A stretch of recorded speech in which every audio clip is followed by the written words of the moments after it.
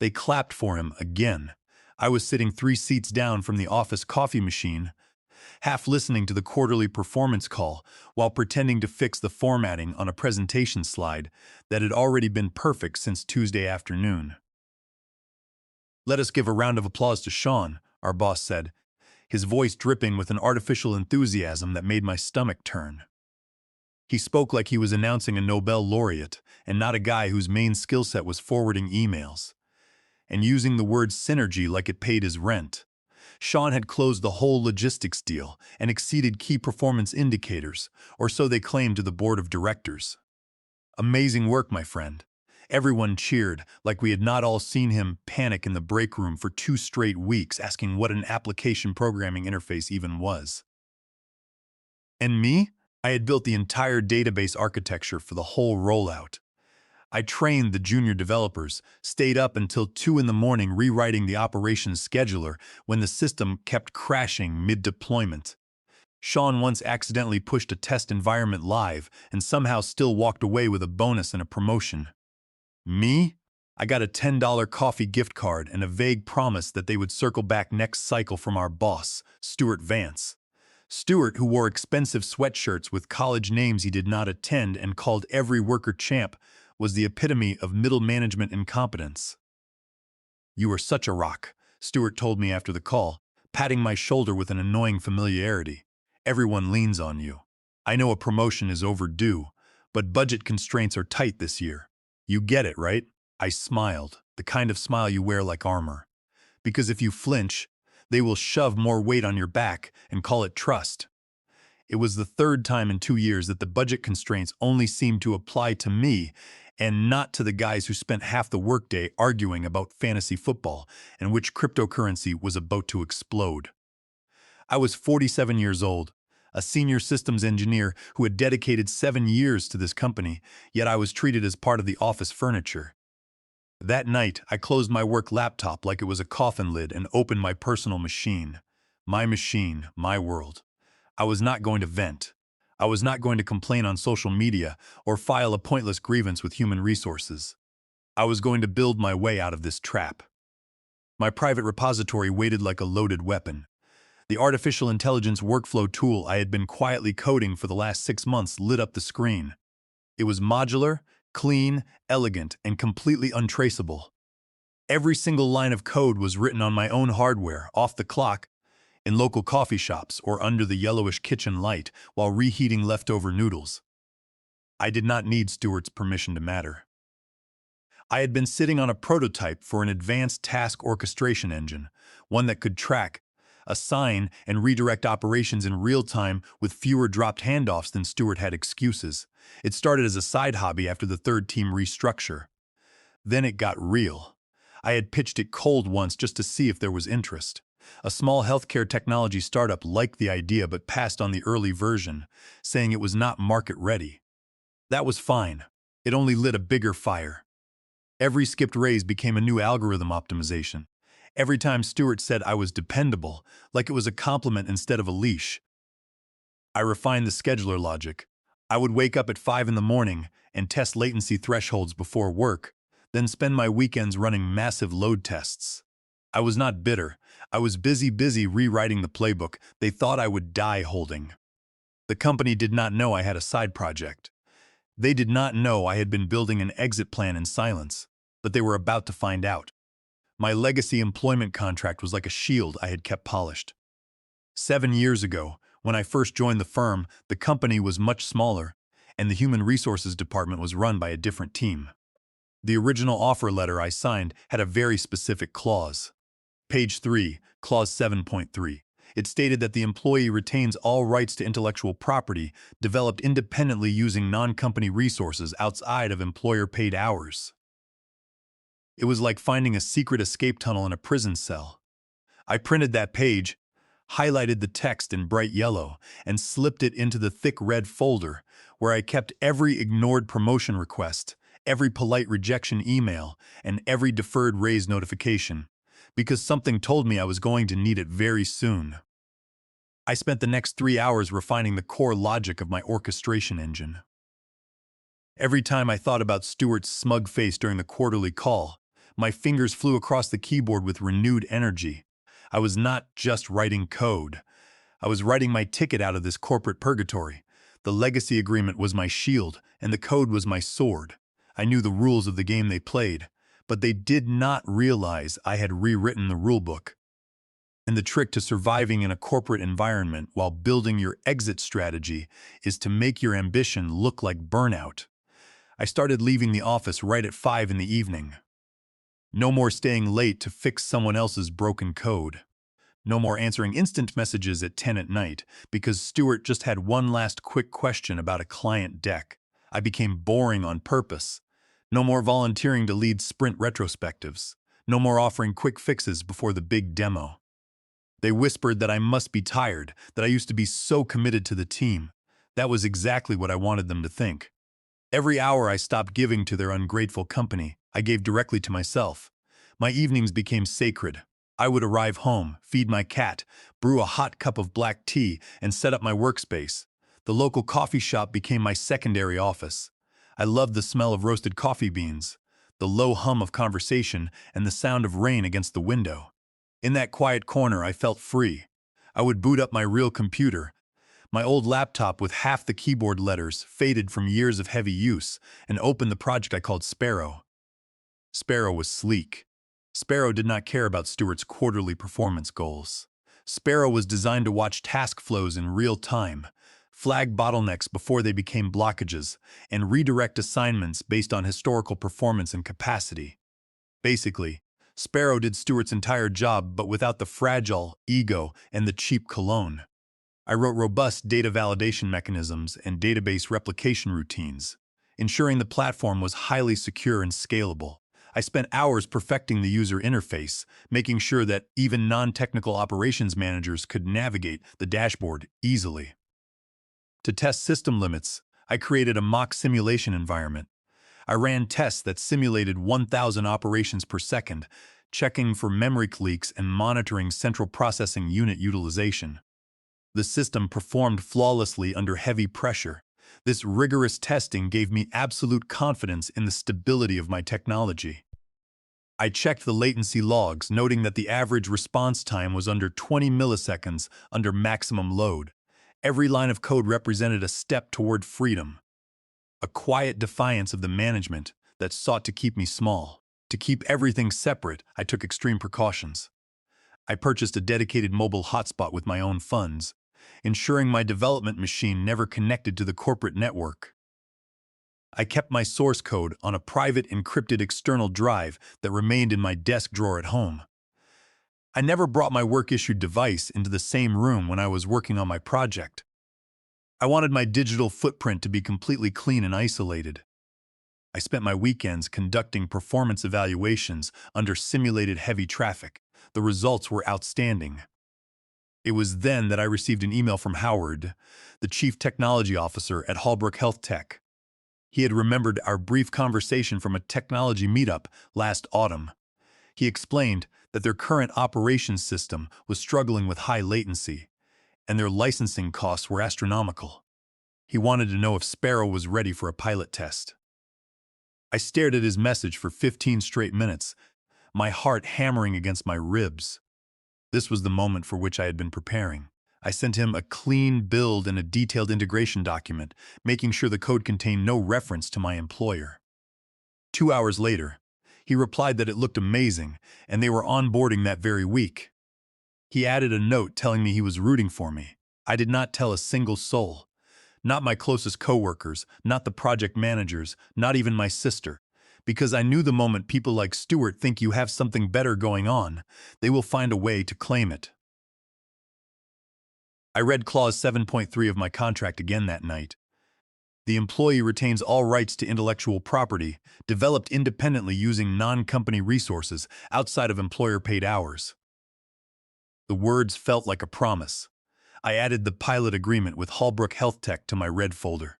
The folder was growing heavy now, filled with evidence of my silent labor.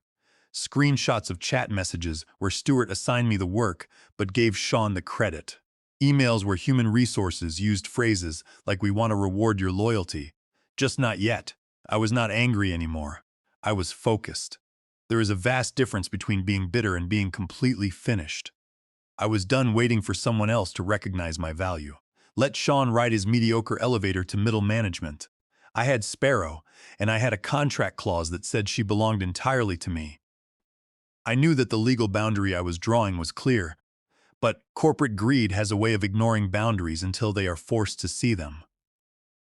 I made sure every server log was backed up in 3 different physical locations, completely disconnected from the office systems. I was prepared for whatever storm they would throw my way. I was building a future for my daughter Chloe, who was studying computer science at university, and I would not let them steal it. Her tuition fees, books, and housing expenses were a constant financial weight on my shoulders, and this project was our path to financial stability. I knew that my independence was worth the sacrifice of long, exhausting nights. And we landed a massive logistics account on a Thursday.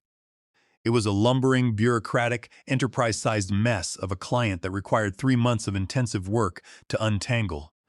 The client was an international shipping giant with complex custom regulations and database structures that had been neglected for years.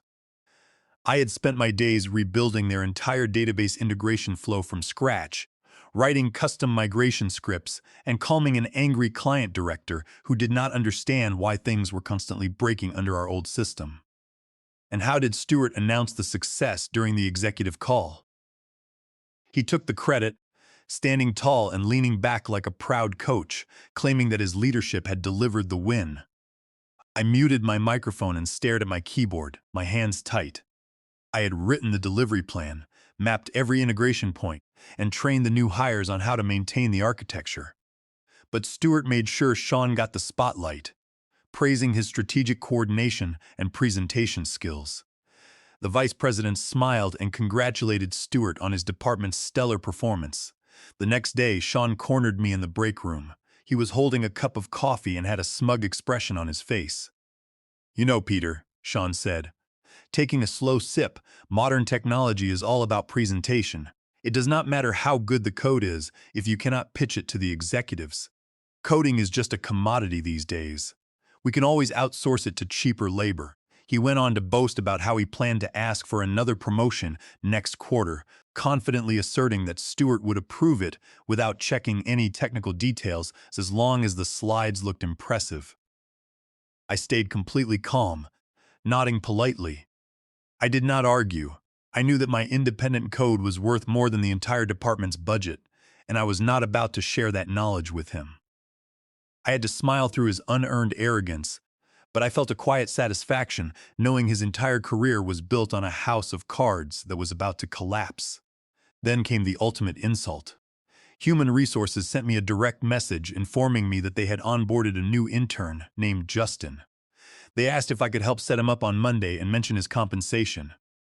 Justin, who had spelled database incorrectly on his application, was coming in at a salary of $61,000. I had been at the company for 7 years, and that intern was making 94% of my salary. I knew Justin was not to blame for the system's greed, but his salary was a painful reminder of how little my experience was valued. I had spent 7 years keeping their servers running, but I would not spend another week being treated as a secondary priority. I did not write an angry reply. I did not complain. I simply opened my personal laptop and finalized my licensing agreement with Howard. His pilot test had been a massive success, and Hallbrook Health Tech was ready to sign a formal contract. The commercial terms were excellent, providing a licensing fee that would easily cover my monthly living expenses and my daughter's university tuition. They were officially my second client. I sat back and stared at the blinking cursor. 2 clients, 1 product, and absolutely 0 permissions asked. I knew that the moment this became public, the company would try to seize it. Stuart would pivot from ignoring me to claiming we built this together. Legal would try to argue that my home internet connection belonged to the firm because I had checked a work email from my personal phone. I spent the weekend preparing my defenses.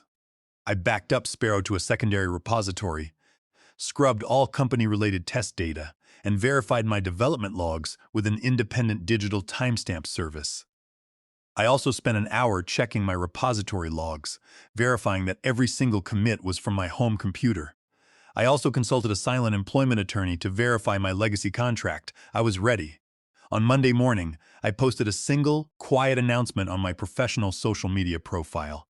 It was simple, stating that I was officially launching my independent product, Sparrow, and thanking those who had supported the vision early. I did not mention Stewart, the company, or the years of ignored raises. Within 3 hours, the post exploded. I received dozens of comments from industry specialists who praised the simplicity of my orchestration engine. Tech bloggers asked for interviews, and I received 3 direct messages from venture capital partners. My phone vibrated constantly. The next message was not from a stranger. It was a sequence of urgent demands from Stewart. "We need to talk immediately," he wrote. "You should have run this by leadership. Call me right now." The shift was instant, like a storm rolling in over a calm harbor. I did not answer. I silenced my phone and watched the messages pile up on the screen. I was no longer the silent developer they could ignore. I was the architect of my own path, and the ground beneath Stewart's feet was beginning to shift. They had spent years leveraging my silence, but they were about to discover that when a quiet person decided to speak, they did so with absolute clarity and undeniable proof. I had built the technology, I held the legacy contract, and I was prepared to protect my independence at all costs. I knew that they could not match my technical capability, and that was my ultimate leverage. They did not even bother to put the meeting on my calendar. I simply received a short email from the executive assistant requesting my presence in conference room C at 10 in the morning per the chief executive officer's request. No details, no context. I gathered my red folder from my cabinet, holding it close. Inside were the receipts of my 7 years of service and my independent work. Page 3 of my original contract with Clause 7.3 highlighted. Timestamps from my private code repository. Server logs showing my nightly development check-ins from my home internet protocol address. Screenshots of early system designs, each watermarked with dates and times well after business hours. This was my armor. When I walked into the conference room, the atmosphere was thick with tension. The room was modern, with glass walls looking out over the city skyline, but it felt like a trap. Stewart Vance was seated at the head of the table, flanked by 2 senior board members. One was a tall man who always wore a blue tie and never spoke, and the other was a woman who kept looking at her watch, as if she had a flight to catch. Across from my empty chair sat the company's senior legal counsel, a sharp-eyed lawyer in an expensive gray suit. I sat down and placed my red folder on the table. "You have been very busy," Stewart said, a cold smile on his face. "We were surprised to see your announcement. It has raised several concerns regarding intellectual property and conflict of interest." I remained quiet, waiting. Stewart leaned forward, his eyes narrowing. "You built this tool while employed here," he said. "That makes it company property. We own your code, sweetheart." One of the board members chuckled softly. Stewart turned to the lawyer, gesturing for him to speak. The lawyer began explaining corporate ownership doctrines, using terms like fiduciary duty, employee loyalty, and proprietary overlap. He cited various corporate regulations, trying to paint me as a thief. I let him finish his entire speech. When he was done, I slid my folder across the table, opened to page 3, and pointed to clause 7.3. The lawyer looked down, his eyebrows knitting together as he read the highlighted text. Stewart laughed. "You actually think that old paper protects you?" he asked. "We updated the employee agreements 2 years ago. All developers sign the new contract, which explicitly assigns all independent intellectual property to the company." Stewart reached into his folder and pulled out a document, sliding it toward me. I looked at the paper. It was indeed the updated contract, and my signature was clearly written at the bottom of the signature page. I looked at the signature page closely. The signature was a scanned image of my signature from an old holiday card, and the resolution was slightly off. I had never signed this document.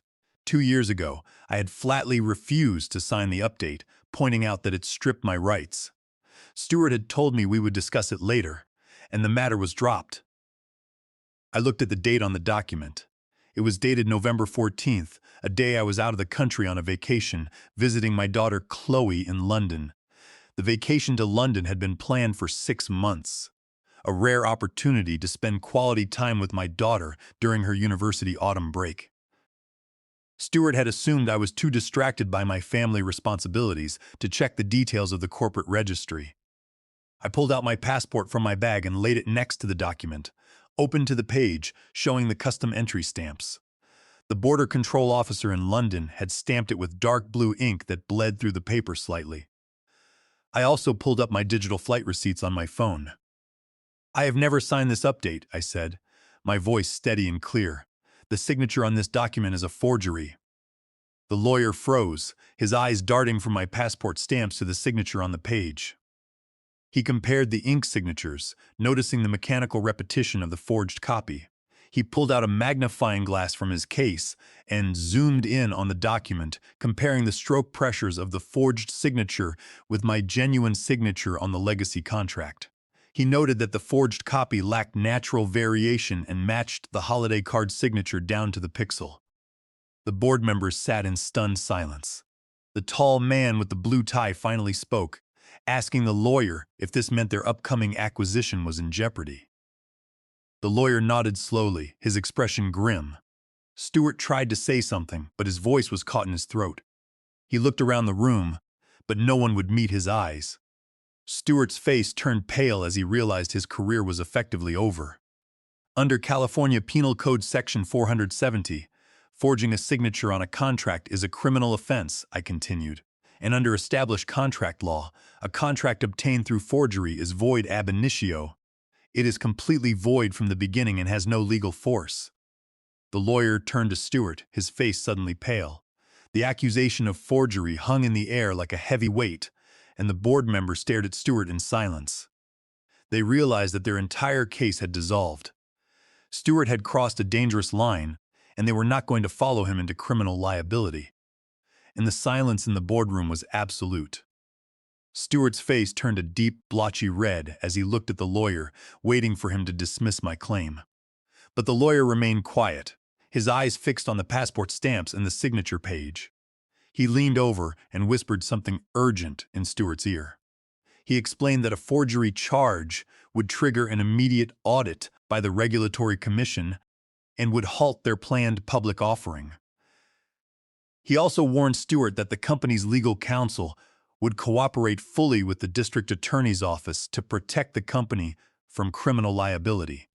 He had spent years taking credit for other people's labor, but he could not escape the consequences of his own criminal actions. Stuart flinched, his composure breaking.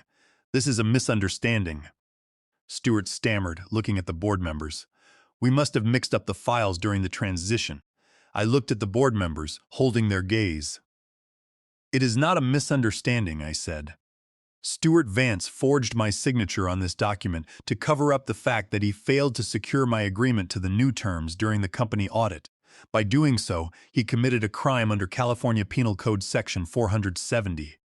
And because this forged contract is void ab initio, my original employment agreement remains the only active contract. The highlighted Clause 7.3 is the only governing terms.